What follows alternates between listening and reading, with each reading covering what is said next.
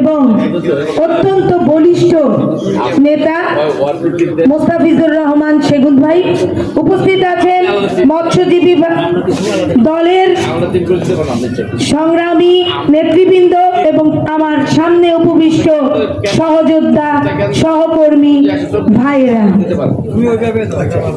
আমরা 17 বছর যা করেছি তার ফলাফল কিন্তু 12ই ফেব্রুয়ারিতে,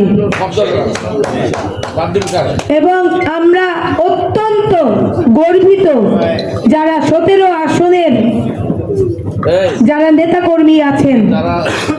আমি কিন্তু সেদিক থেকে নিজেকে ভাগ্যবান মনে করছি না। আমি এখানে সেবক হিসেবে এসেছি, আমি কিন্তু এই এলাকার ভোটার না।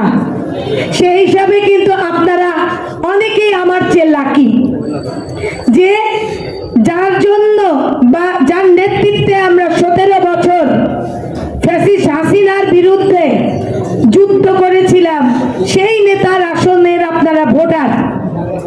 আর আমি নিজেকে একটু ভাগ্যবান মনে করছি, কারণ এই এলাকার সেবক হতে পেরে।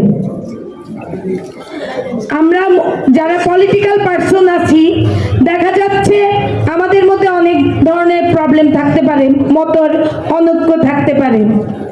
আমরা মত অনৈক্য ভুলে শুধু ধানের শীষ 12 তারিখ পর্যন্ত, 12ই ফেব্রুয়ারি পর্যন্ত কে কি পেলাম কে কি না পেলাম সেগুলো ভুলে গিয়ে শুধু ধানের শীষের জন্য কাজ করব। কারণ সারা বাংলাদেশকে কিন্তু জবাবদিহি করতে হবে এই 17 আসনের জন্য আমাদের প্রত্যেকটা নেতাকর্মীকে। কারণ এই আসন প্রত্যেকটা নেতাকর্মী কিন্তু আমরা এক একজন তারেক রহমান হয়ে গিয়েছি।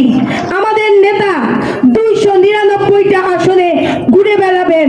এই আসন কিন্তু আমাদের প্রত্যেকের পার্সোনাল আসন। ওই কথা মনে রেখে একদম 12 তারিখে ভোটের ফলাফল নিয়েই কিন্তু আমরা ঘুমাতে যাব। 17 বছর বাসায় থাকতে পারিনি, আমরা কিন্তু 12 তারিখের আগ পর্যন্ত আমরা বাসায় ঘুমাবো না। আমরা ভোটারের দ্বার গোড়ায়, আমরা কিন্তু এই পার্টি অফিসেও ঘুমাবো না, এটাও মনে থাকে যেন। আমরা আসছি, আমরা অনেক নেতা, আমরা কি হনুরে, এটা করা যাবে না। আমরা 12 তারিখ পর্যন্ত আমরা কর্মী এবং জনগণের পাশে, জনগণের মন জয় করে যেভাবে ভোটটা আদায় করতে পারি সেভাবেই কাজ করতে হবে। সেই আশাবাদ ব্যক্ত করে আমার সহকর্মীদের কাছ থেকে আমি এখন বিদায় নিচ্ছি। বাংলাদেশ জিন্দাবাদ, জাতীয়তাবাদী মহিলা দল জিন্দাবাদ, তারেক রহমান জিন্দাবাদ, খালেদা জিয়া অমর হোক, জিয়া রহমান, শহীদ জিয়া অমর হোক, অমর হোক। আসসালামু আলাইকুম।